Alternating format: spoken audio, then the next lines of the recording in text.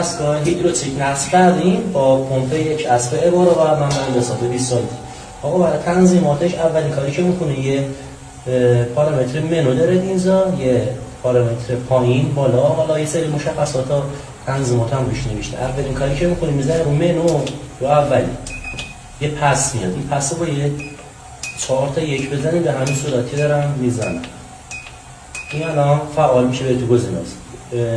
پارامتر P01 فشار قطع پمپ 3.1 بار این پمپ فشار داره، حالا 3.3 بوده ولی ما تنظیمش کردیم 3.1. برمیگردیم با این پارامتر. این P2 که داریم این زمان توقف پمپ، یعنی نرم خاموش کنه پمپ که یکا نیم، یعنی 1.15 ثانیه، 1.5 ثانیه. P3 فشار قطعشه، این مثل هد فیکس نیست که دامنه فشار باشه، این هر عددی شما وارد کنید کلا خاموش باشه. یک بار به مدت 1 دقیقه پمپ استارت میکنه به خاطر اینکه جام نکنه. پیس 11 حداقل زمان بین استارت های پیاپی برای خرابی و خطای بی آبی، خطای باد منبع انبساط داده میشه که رو 8 ثانیه ما تنظیمش کردیم. یعنی 8 ثانیه اگه مدام خاموش روشن بکنه تو 8 ثانیه، یعنی خرابی منبع انبساط یا بی باد شدن منبع انبساط و خطای منبع انبساط میندازه روی دست.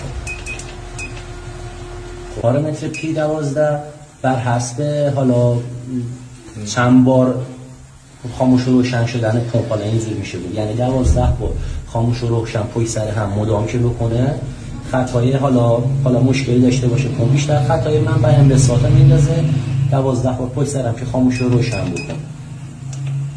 و P13 کلا خاموش باشه، یک بار به مدت 1 دقیقه پمپ استارت میکنه به خاطر اینکه جام نکنه. P11 حداقل زمان بین استارت های پیاپی برای خرابی و خطای بی آبی، خطای باد منبع انبساط داده میشه که رو 8 ثانیه ما تنظیمش کردیم. یعنی 8 ثانیه اگه مدام خاموش روشن بکنه تو 8 ثانیه، یعنی خرابی منبع انبساط یا بی باد شدن منبع انبساط و خطای منبع انبساط میندازه روی دست. پارامتر P12 بر حسب حالا چند بار خاموش و روشن شدن پمپ، حالا اینجوری میشه بود، یعنی 12 بار خاموش و روشن پشت سر هم مدام که بکنه خطای حالا مشکلی داشته باشه پمپ بیشتر خطای منبع انبساط میندازه، 12 بار پشت سر هم که خاموش و روشن بکنه. و P13 همون رمز دستگاه است که 4 تا 1 حالا هست خود کار کنه. و P14 یه پارامتر 1 داره، یه پارامتر 3. 0 که باشه به هیچ عنوان پمپ روشن نمیشه و 1 که باشه پمپ فعال میشه.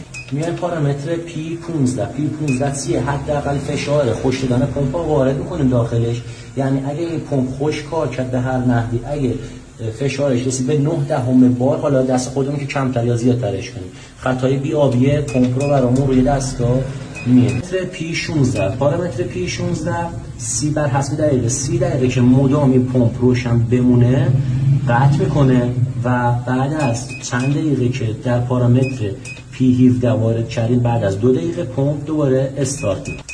و پارامتر P18 سقف فشار دستگاهه که ما میایم تو 3 و 2 خود دستگاه رو 3 و 1 تنظیم کردیم، اینا 3 و 2 تنظیم کنیم که بیشتر از این فشار نره که قابل تغییرم هست. آقا برای تست خوش شدن این پمپ که حالا خطا میندازه یا نندازه، برای تحلیل به مشتری باید اول ما چیکار کنیم؟ بیایم خروجی تانک به پمپ رو ببندیمش، بعد بیایم چیکار کنیم؟ بعد یه شیلو داشتیم اینجا برای شستشو یا برای تنظیم باد منبع یا هست، میایم شیلو باز میکنیم داخل تانک که پمپ روشن شه. بعد از مدتی که کار کرد و دستگاه آمپر کشید،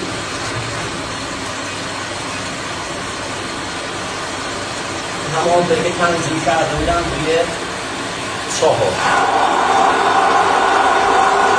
بعد 10 ثانیه خطا میندازه و بشکار کنه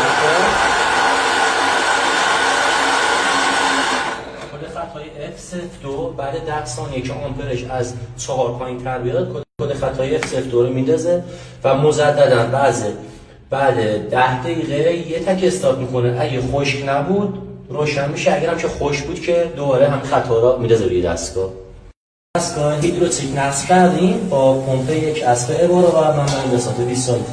آقا برای تنظیماتش اولین کاری که میکنه یه پارامتر منو داره اینجا، یه پارامتر پایین بالا، حالا یه سری مشخصات تنظیمات هم روش نوشته. اولین کاری که میکنه میذاره رو منو رو اولی یه پس میاد، این پس با یه 4 تا 1 بزنیم به همین صورتی دارم میزنم. این الان فعال میشه به تو گزینه‌ها. پارامتر P01 فشار قطع پمپ 3.1 بار این پمپ